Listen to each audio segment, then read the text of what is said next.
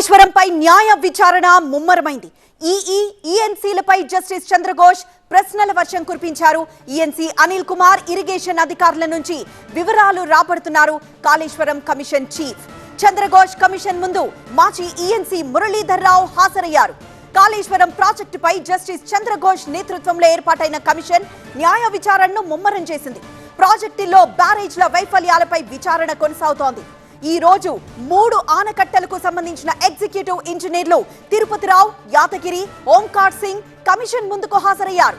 వీరిని justice PC Ghosh విచారిస్తోంది. ఆనకట్టలకు సంబంధించిన పలు అంశాలపై జస్టిస్ పిసి ఘోష్ వారిని ప్రశ్నిస్తున్నారు. ప్లానింగ్, డిజైన్స్, కన్స్ట్రక్షన్లతో పాటు అనేక ఇతర అంశాలపై విచారణ సాగుతోంది.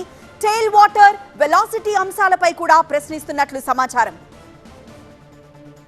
ఇప్పటికే commission chairman justice Chandraghosh Medigadda, Annaram, Sundilla బ్యారేజ్లను సందర్శించారు. 3వ దఫాలో భాగంగా ఆయన శుక్రవారం అన్నారం, శనివారం సుందిళ్లను పరిశీలించడంతో పాటు సంబంధిత అధికారులతో సమావేశమయ్యారు. ఈ సందర్భంగా ఇంజనీర్లు, నిర్మాణ సంస్థ ప్రతినిధులకు ప్రశ్నల వర్షం కురిపించారు.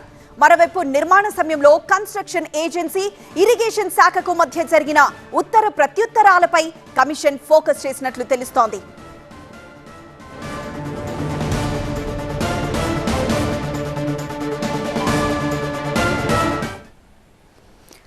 మరింత సమాచారం మా ప్రతినిధి శ్రవణ్ అందిస్తారు. శ్రవణ్, కాళేశ్వరంపై న్యాయ విచారణ ఎలా సాగుతోంది?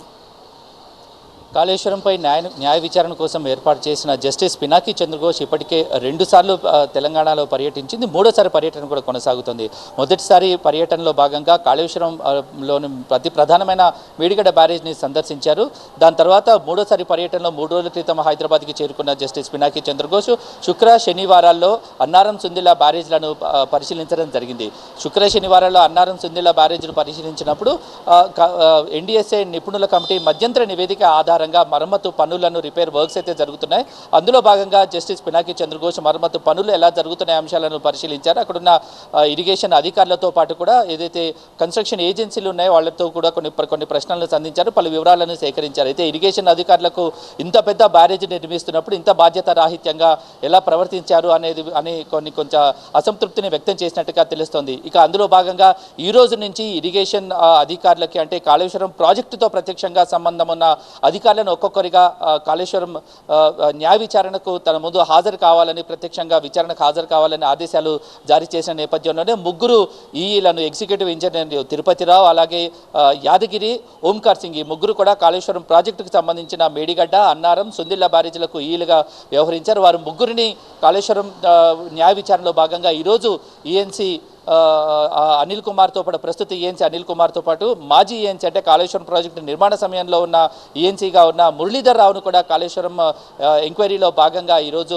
జస్టిస్ పినాకి చంద్రఘోష్ విచారణకు పిలవడం జరిగింది. జస్టిస్ పినాకి చంద్రఘోష్ 3 ఈఈలతో పాటు మాజీ ఈఎన్సీ మురళీధర్ని విచారిస్తున్నారు. ప్రస్తుతం ఈఎన్సీ ఉన్న అనిల్ కుమార్ కూడా కాళేశ్వరం న్యాయ విచారణ జరుగుతున్న జస్టిస్ పినాకి చంద్రఘోష్ వద్దే ఉన్నారు. వాళ్ళ మీద పలు అంశాల మీద సంబంధించి, పలు ప్రశ్నలకు సంబంధించిన ప్రశ్నలు సంధిస్తున్నారు.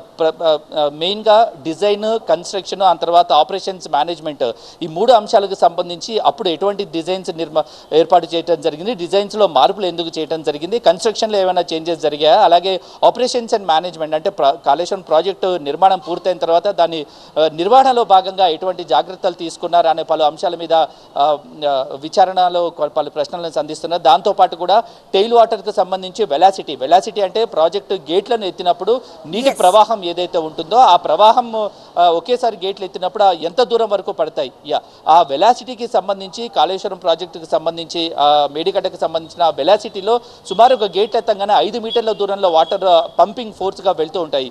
కానీ ఇక్కడ 16 నుంచి 18 మీటర్ల వరకు ఆ వెలాసిటీ ముందుకు జరగడానికి గల కారణాలు ఏంటి, డిజైన్స్లో మార్పులు చేయడానికి ఉన్న రీజన్స్ ఏంటి అనే విషయాన్ని కూడా ప్రస్తుతం జస్టిస్ పినాకి చంద్రఘోష్ 3 ఈఏల నుంచి సమాచారం సేకరిస్తున్నారు. తదుపరిగా కూడా మరింత మంది అధికారులను విచారణలో భాగంగా సుమారు 10 రోజుల పాటు జస్టిస్ పినాకి చంద్రఘోష్ హైదరాబాద్లో పర్యటించనున్నారు. అందులో పలు ఇరిగేషన్ అధికారులకు సంబంధించిన, పలు స్థాయికి సంబంధించిన అధికారులను పిలిచి విచారించే పరిస్థితి కనిపిస్తోంది.